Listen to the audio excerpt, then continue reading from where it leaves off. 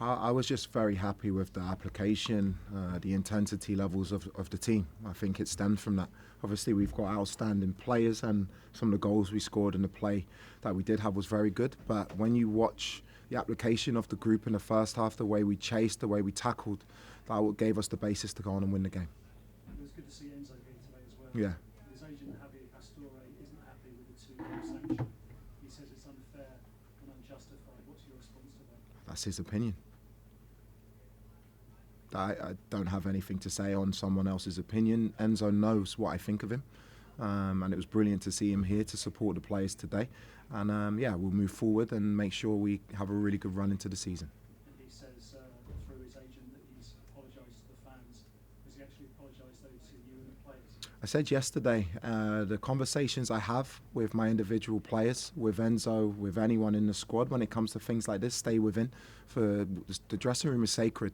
I made it really clear yesterday what I think of him as a person. He's a top guy, but at the same time, I want us now to focus on the football and achieve what we want to achieve through the season. Peter? Liam, just one more on that. Has Enzo said to you that he feels the sanctions unfair? I'll let, in the right time, in the right moment, which isn't now, when we're going through what we've gone through, I'm sure the discussion will happen in terms of what's been said between me and Enzo. Me and Enzo are in a very good place. I saw him today, had a really good conversation with him today on a one-to-one, and things aren't what people maybe think they are. Can I just ask about your selection today? It seemed like you didn't leave much to chance with the players you picked. Some of them have been on the breaks, Joao, Pedro, Esteban, Cole Palmer. What was the thinking behind that? Was it just not taking risks? Our next game is in 8 days. I think this is the first clear week I have to work with the team before Manchester City. We played 19 games, 20 games in 10 weeks.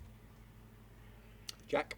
Liam, you've just spoken there about sort of what you've been through and all of that. There's a lot that's been happening. You spoke about after the PSG game it being a bit difficult to sleep when you're going over things like that.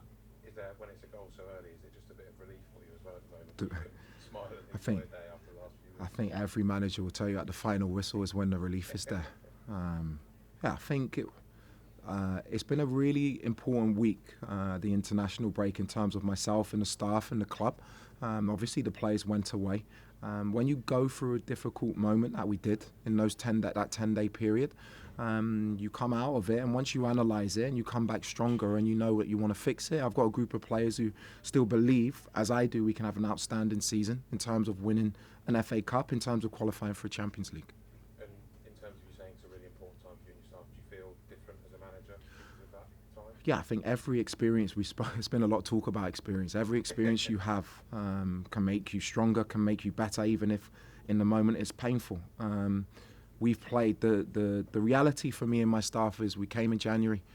We had a game every 3 days for pretty much a 2.5 month period. Anyone will tell you that's difficult. You're learning as you go. Having that time to analyse, to dissect, to digest what's happened has helped us, and hopefully it will help us at the end of the season. Keris? Yeah.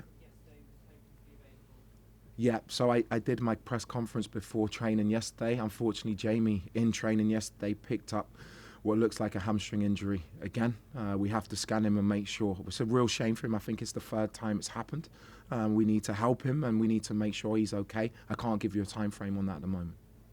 Your first, I think, correct me if I'm wrong, your first trip back to Wembley since the FA Cup final with Hull. How is that for you to go back there as a manager? That's what you dream of. But I keep saying, people keep asking me questions about what does it mean for me. I'm manager or head coach of a huge club where it's deemed normal for us to be in that situation. So I'll think about Wembley when we're there. We've got a huge game against Manchester City next Sunday that my focus is fully on now. Dave? Cole Palmer's captain today. Yeah. Can you talk a little bit about thinking behind that decision? I think it's a natural step for Cole where he is in his career. He shows leadership. You have different types of leadership. You have players who talk, who organise. What Cole does and where he leads is he's so brave, and he'll take the ball on the pitch. And if he makes a mistake, he'll take the ball and be positive again. That reflects what I want in this team. I felt Cole led the team magnificently in the game today. We were trying to work out whether that was the first time you'd been Chelsea captain. Was that, to your knowledge, was that the case? I think to my knowledge, yes. Cole's happy about it. Dom.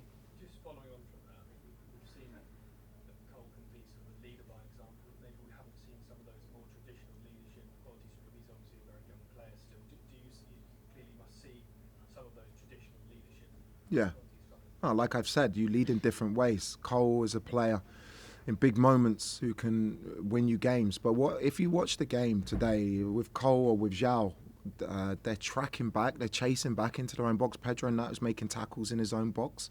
You have to go back to basics. I felt the plays in terms of the fundamentals of the game today were very, very good, and Cole led by example. And the youngster on his debut. Yeah. Yeah, I was so happy for Ryan.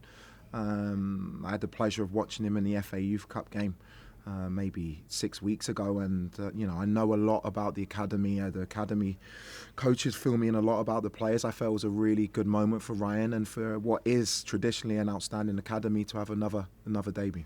We'll finish with Paul. Hi Liam.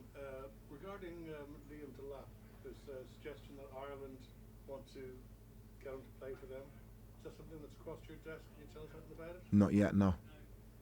Would he be ready for senior international? Yeah, I think Liam's ready. He's playing at a world-class football club.